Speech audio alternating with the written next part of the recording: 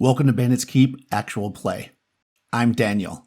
We are continuing my original Dungeons & Dragons campaign using Chainmail as my combat system, outdoor survival for my hex crawl. Now, the Fangs have been pretty lucky. Well, not if you count how many people have died, but they actually finally cleared out a dungeon.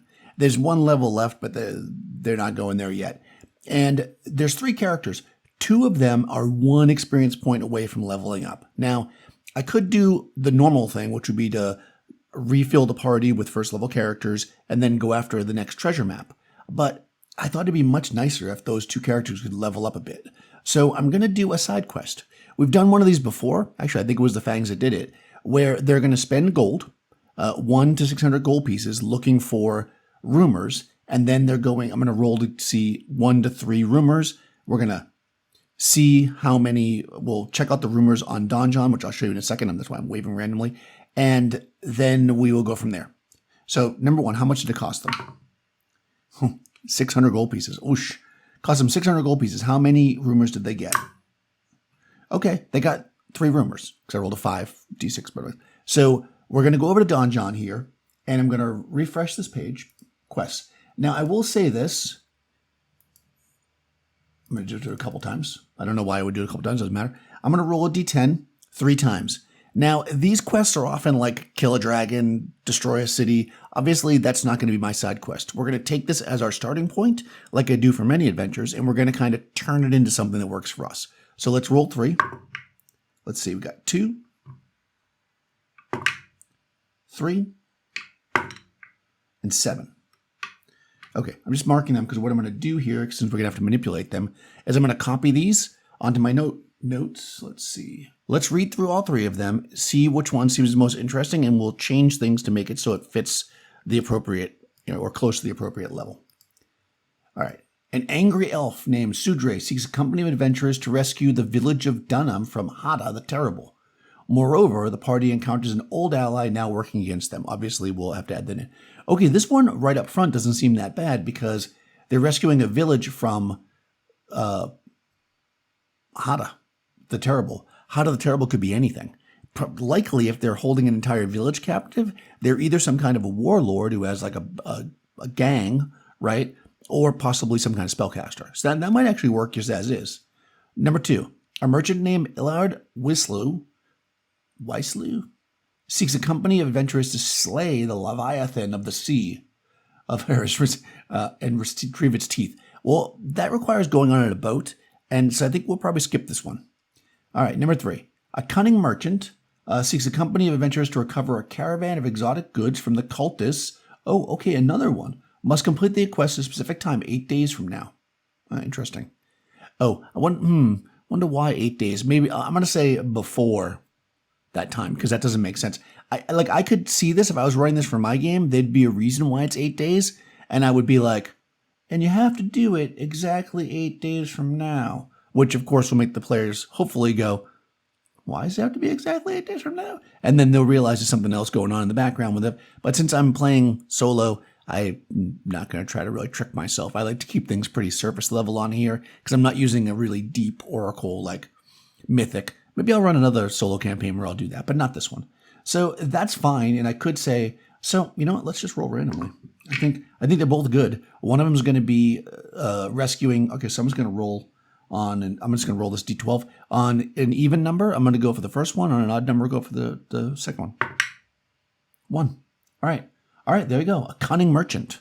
So again, I'm not going to have them make it so that we're doing it on a certain date because they're trying to use us for a sacrifice or something. What we'll say is that the exotic goods are going to be used in something in 8 days and then they won't be good anymore, right? So it's something that's going to, or it could go bad. Maybe we have to retrieve it and bring it back within 8 days.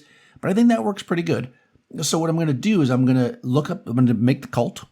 It's going to be a bunch of normal people, if you will. I think they're going to be in some kind of a temple or something structure. And, maybe something that's been left to ruin. I'll maybe look around. Maybe there's a Dice and Logos map, or else I'll go ahead. And I'm not going to put them in a dungeon, basically. I'm going to put them in some kind of a structure. And the party's got to get the goods. Now, it's a caravan. So I'm going to say there's probably people involved in this, like they captured the people that ran the caravan. And we'll figure out, actually, let's do this. This might be an episode all in itself. We'll see how long this goes. All right, we're going to delete these. Okay, so it's a caravan. So a caravan would be a certain, what we'll use for this is there is and this is, not exactly the right thing, but OD&D has rules for if you encounter orcs in the wilderness, they're often with a caravan. So let's see what those rules are, and we'll use that to build this caravan. These ODD, I've talked about these before, this ODD referee tools. This here has, I believe, if we go down to Bandit's lair, but we go to, orc wagon train. Okay. Did it say how many wagons there are? It did not help us. 230 orcs, though. That's a lot of orcs. That's not going to be what we're going to use for this, that's for sure. Okay, no. It doesn't say how many wagons there are. Oh, it just says one. It says one wagon. One wagon. All right. It's one wagon. That's good. We got what we wanted. So this caravan, all they care about, maybe there's more involved, but all they care about is one wagon. That's their mission. Now, let's see. How many cultists should we have? Again, I could make this level specific if I wanted to, to do it that way, which would probably be okay. Assuming cultists are first level and using kind of the normal math, the party averages at third level. So we'll say 3 cultists per, like triple the number of cultists. And I would say that'd be 1 to 6, we'll say. And we don't want 1 to 6. I don't want just 3 cultists. So we're going to want, let's say we'll do a D4 plus 2. Okay, so 3 plus 2 is 5 times 3. So there's 15 cultists. And they'll be level, first level, because there is no 0 level really in OD&D. And they'll just be regular people, though, like fighters. And they should be led by somebody. Oh, where there's a cult thing is the D30 charts. All right, so I'm going to pull all those books out and stuff and whip up a cult, and we'll go from there. Okay, I busted out the D30 Sandbox Companion. This is fantastic. I've probably talked about it before, I'm sure. Maybe not on this channel. And I'll put a link. And I came up with some details for the cult. So this has a way to get their name and everything, but we already have a name, right? So we know that we have one wagon that's filled with exotic goods. There's 15 cultists. They are fourth level. And what I rolled for was who is their leader. It's a human male cleric, which we'll deal with in a second. Their immediate goal is the deliverance of a destroyer. So again, these exotic goods are probably being used in some kind of ritual. And the strange cult practice, this could be interesting, spread disease carried in vials. So I'm going to treat this like my mummy rot, so hopefully the party doesn't get hit by this thing. Now, the cleric who's leading them, I'm going to say that they should be, in order to make this an appropriate challenge, I'm going to go D4 plus 2 for their level. 2, so 4th level. We jump over here to the ODD referee tools. We're going to go cleric, 4th level. If it comes up as lawful or something or alignment, I'll just make changes because I don't want to keep rolling until I get an evil one. Yeah, they're lawful. Okay. For sale, the maiden. Oh, I like that actually. But because it's a female name, obviously, because it's in the maiden, so I'm going to switch. I'm going to give myself a male name. Frislivla. Friselva. Okay. Friselva, so we'll call him Friss. And the Wicked. That suits better. Okay. Ooh, they have a staff of commanding. They do not want to get caught up by this guy. All right, so copy that. This could be very bad for them. So let's go. That might actually explain how they're running the cult, right? Like you get a staff of commanding. Okay, so this is going to be our cleric. We'll get rid of this name here and find notes. Okay, that's their spells. That's what they have, staff of commanding. Now, usually staffs have from 1 to 100 charges. So let's, okay, 74 charges. I believe staffs are the same as wands. If not, then I'll check it later. Okay. Pretty good. They got him now as an AC2, so they're clearly wearing plate mail armor. They'll use the staff as a weapon. I'll just treat it as a club, and that'll be that. Oh, hold on, I did that wrong. The Wicked is first, although that'd be funny. That's the Wicked for Silva. So this person here is very likely using this staff of command to get people to do very, terrible things, and then obviously also recruiting people into their cult. Now I'm going to need to figure out where they are. And again, because it's a solo play, I let this thing build up as I go. So I'm just going to find a map and we'll play out the rest of it on the table. All right, so here we are on the table. So it's November 11th.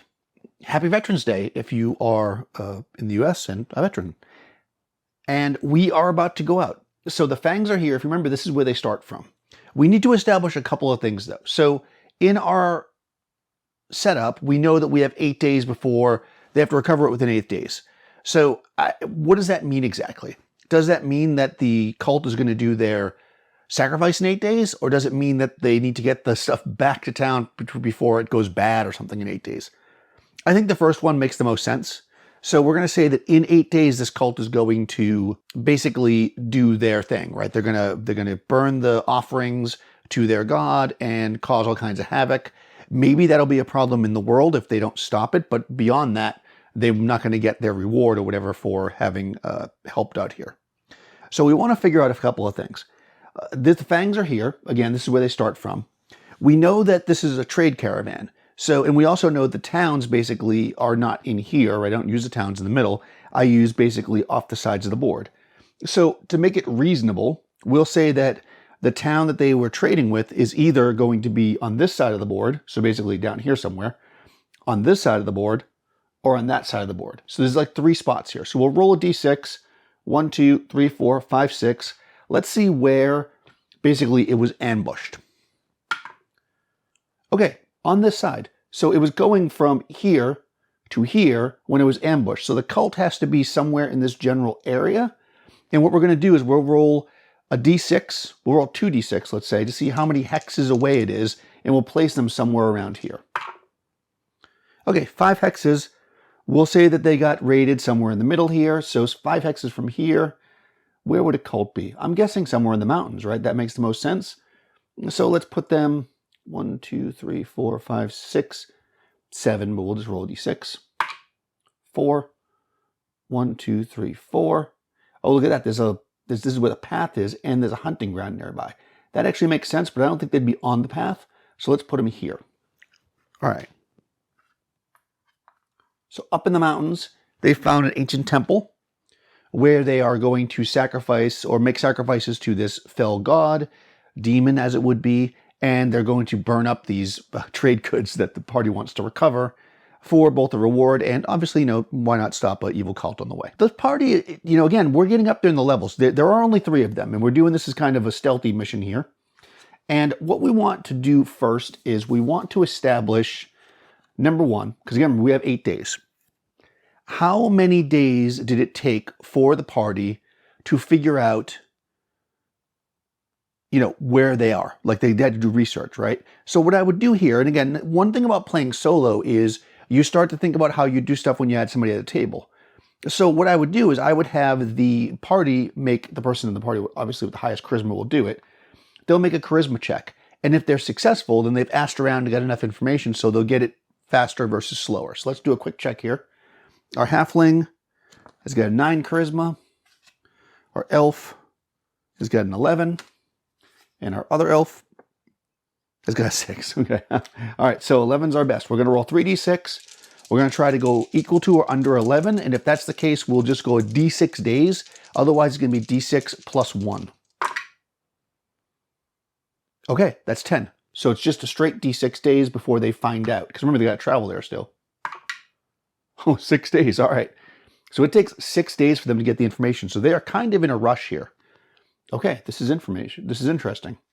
So they don't have a whole lot of time. And this will matter because I kind of had a little plan in my head of what they might do. Because they've got certain things. Like, for instance, they have invisibility spells and sleep spells and stuff like that. So what they're going to use, what they're going to equip is going to matter a lot. I think from the beginning, because they're going to want to go in with invisibility. So I think our elf that can cast 2 second-level spells per day is going to memorize invisibility twice.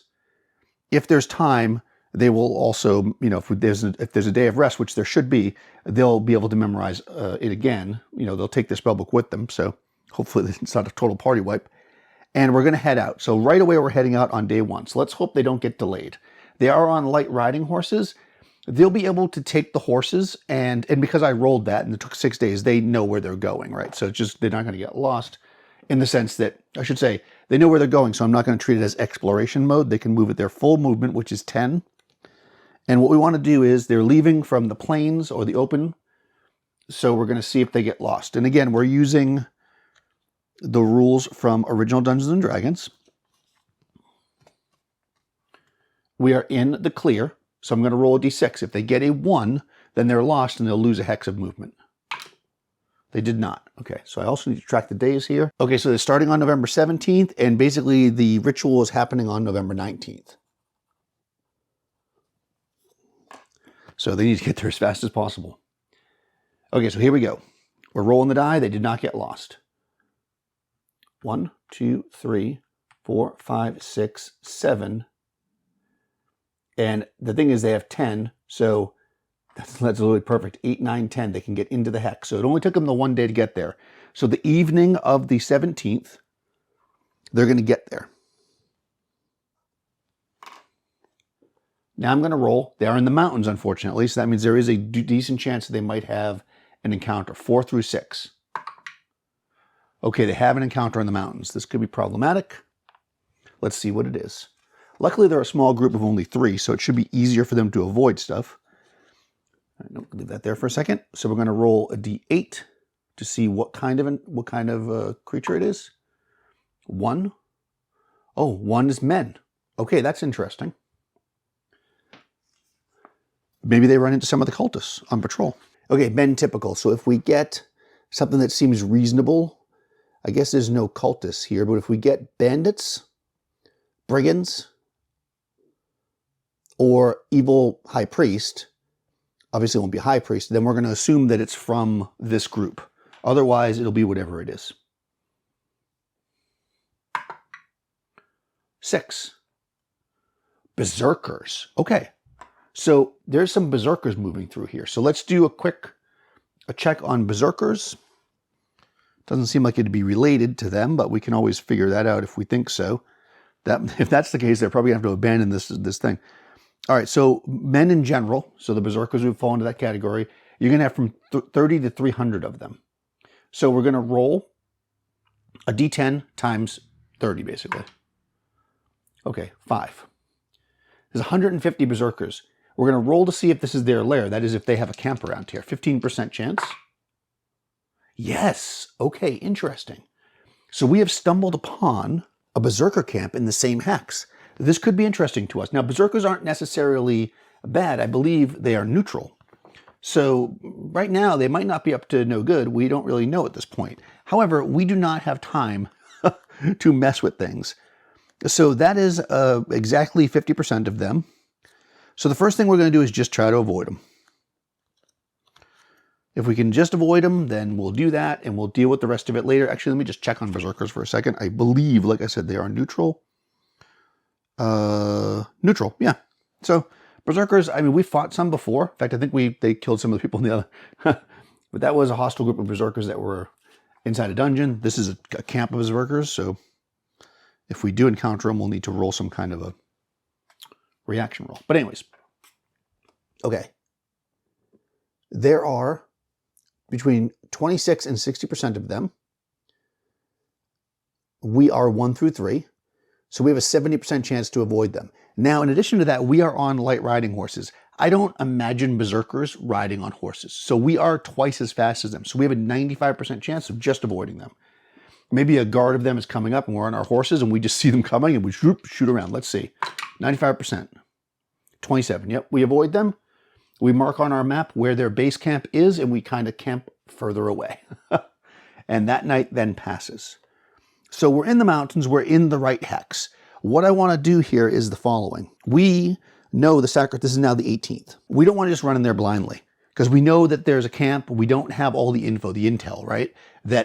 We know because obviously I went through it with you guys, but the party doesn't know. They know it's a small group of cultists. They know that they have this wagon. There's lots of ways to do it. Stealing a wagon is probably not ideal because of the fact that we're going to say the cultists have horses and stuff. They'll probably chase the party down, and a wagon's not going to be fast to go with. So they're probably going to have to eliminate or run off the cultists. And we know cultists are extremists, so they're probably not going to give up very easily. So the party is going to go in here with kind of a surgical strike in mind, if you will. So what I'm going to say is, let's do a little quick thing. We used all of our movements, so I don't think that the party is going to want to do anything that night. So they're going to have to do it the next day. In the morning of the 18th, the elf will cast upon the halfling an invisibility spell. Now I'm going to do something here. This is from Nerds RPG Variety Cast podcast. Had a creator on, Clark, I think Aaron Clark was his name, possibly, but Clark was the last name. They talked about a system called Arnisonian dice that they had kind of used in their game that they're making. It comes from other places, whatever. So, but this is the gist of it. I haven't used it very much. I'm going to try to use it here. This is, if you use this and I'm not doing it right, let me know. So the basic premise is that each side, so again, dark will be the bad guys, white will be the good guys, start with 2d6.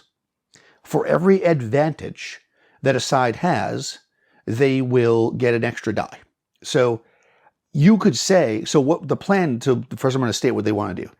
The halfling invisibly wants to go into the base, see how many they are, find out what their weaknesses are, and try to figure out if they, try to make a plan so they can literally get in there and effectively do an assassination mission. You might say, well, they're a cult, so they're going to have guards and stuff. I say that's factored into their base dice.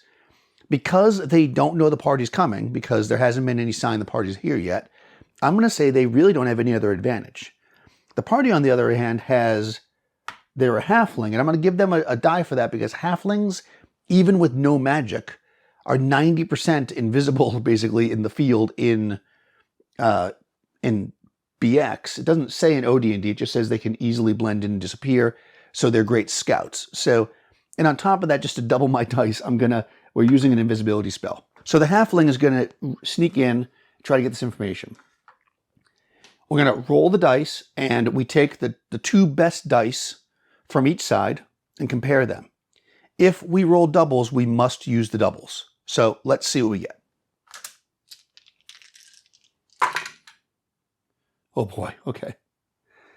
All right, well, I have doubles. Not only do I have doubles, I have double sixes, which makes 12 versus the 7 for the other guys. So if you roll a double, you get some kind of advantage.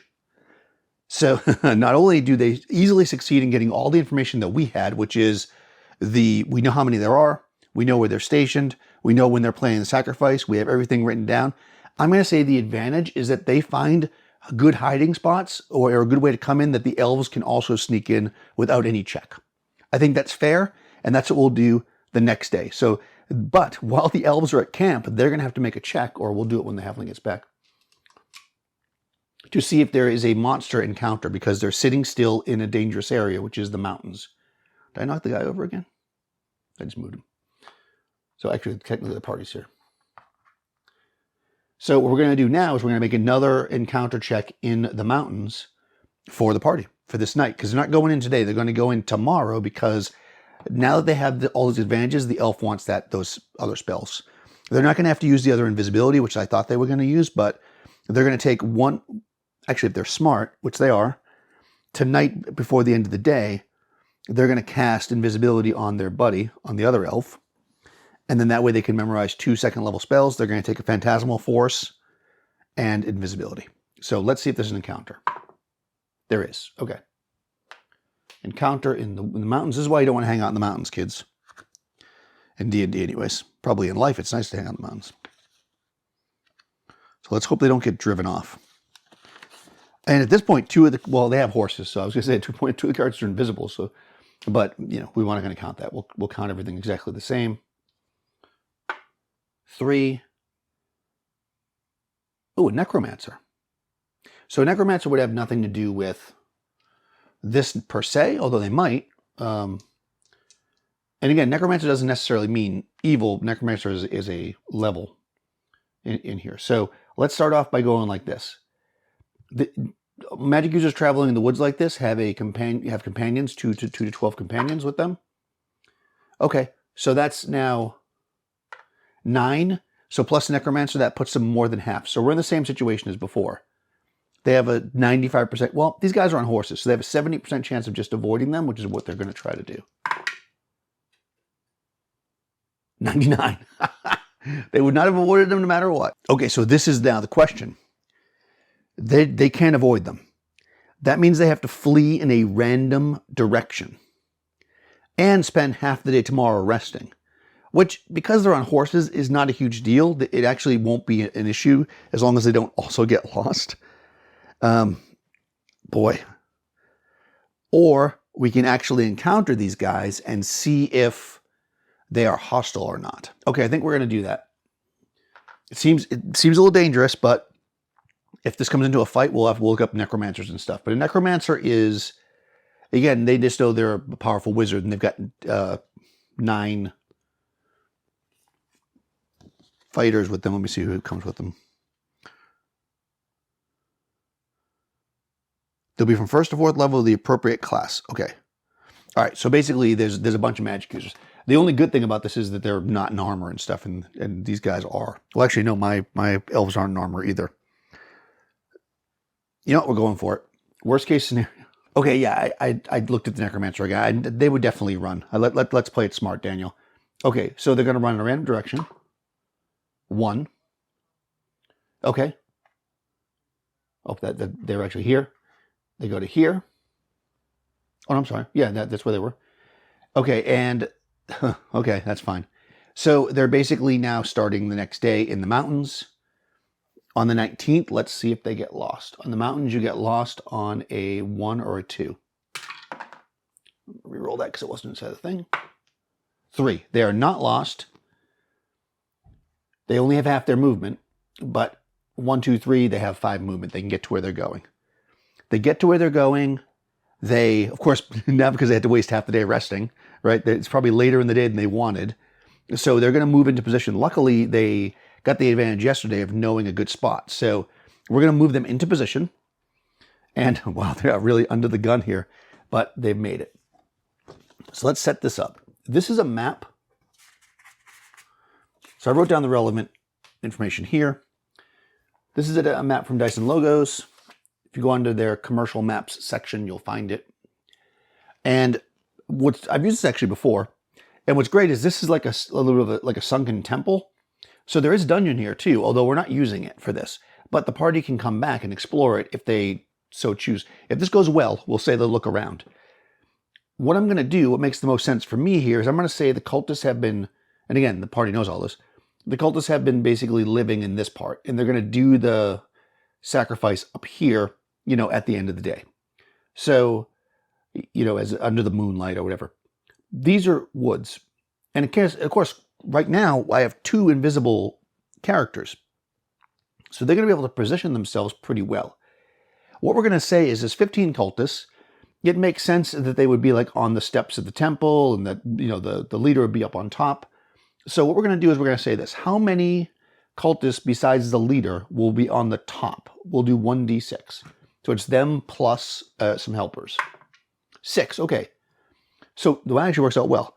So there's 7 on top, and then that leaves 4 sets of stairs. So we'll say 2 on each stair after that, okay? So this is our setup. They're going to go up there and start doing their ceremony. Because we got the halfling went invisible, because they were, you know, not detected, because I got a bonus, they're not suspecting anything. Like, they're not going to be set up in any special way. The generic cultists, the followers, if you will be in just how they are, robes with a dagger, we'll say. But they do have that special thing where they throw disease vials, and they carry those with them all the time. So they're going to have, what I've worked out is each one will have 2 vials of disease that they can throw, 3-inch range, and the leader will fight with the Staff of Command. The question is, would a cult leader be wearing full plate mail armor while they're up there doing this sacrificial thing? I don't think so, but at the same time, I don't want to feel like I'm giving myself an advantage. So we're going to roll, and I'm just going to make it 50-50. We're going to say yes or no. Are they wearing their plate armor? If they're not wearing plate armor, then they're going to be unarmored. So here we go. Are they wearing plate armor? No. Okay. So they are not going to be wearing the plate mail armor. They are, again, a cleric 4. And I'm going to treat this like a PC, you know, because they're a special. So let's look them up. Okay, so 4th level cleric is a vicar. They got 4 hit dice. They fight as 3 men. And I have their spells done already. So let me make a note of that. The auto generator gave me hit points for them if I want to use man-to-man combat. But as we all know, the way to disrupt a ceremony like this is to take out the high priest, right? So I think what we're going to do is, because again, they had time to plan, is they're going to do 2 things. One is we're going to stop the ceremony if we can, because we don't want the stuff to be destroyed. That's what we're here for. The second one is to take out the high priest. So even though that's the plan and that's what they're going to do, as I just told you, I don't think the party ideally will get them before they get up there. So they'll be coming from here in like a procession, we'll say. However, because they got lost and because they come in at the end of the day, they may or may not be able to have, be able to do that, right? So we're just going to go straight up. Okay. Because the party already scouted the area and knew where they were going to set up, I'll give them a die. We're doing the Andersonian thing again. Because they're late, though, I will give a dice to the other side. So let's roll this up and see if they make it, or if they make it there before or after the ceremony has started. If they only recover part of the stuff, that's fine. Oh boy, 2 white dice. Oh no, they're white. No, actually I said technically they should have been white, but I did the other ones as black last time. So did I screw that up last time? Well, if I did, I'm taking care of it this time. They do not make it before. So now they've got a little bit of a fight ahead of them because they can come in from the woods, which is where their spots are over here.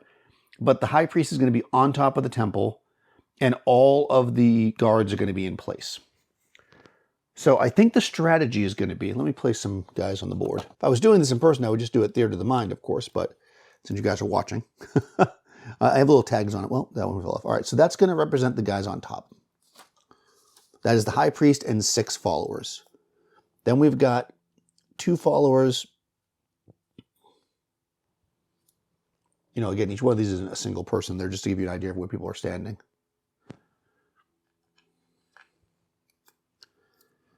And what we'll say is, because again, this is a ceremony, it's got to be cool. So these guys on the sides are going to be ushering. This makes the most sense. There's not 6 people up there with them at all times. They're basically going up and down the stairs. So at any given time, there's 6 people up there. But these guys are going up and down the stairs with the sacrifices that are in baskets, because obviously they didn't bring a whole wagon up there. Okay, that makes sense. The party is going to be here.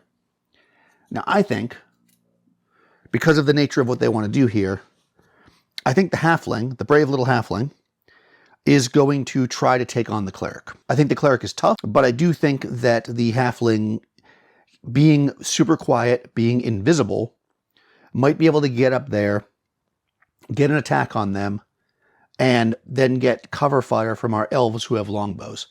I was going to have them snipe with the heavy crossbow, but I think they'll have less of a chance of succeeding at this point because, if they get up there, like imagine what would happen if you were up on top doing these sacrifices and all of a sudden arrows started shooting up at you, you would just lay on the ground and you'd be effectively unable to be shot at.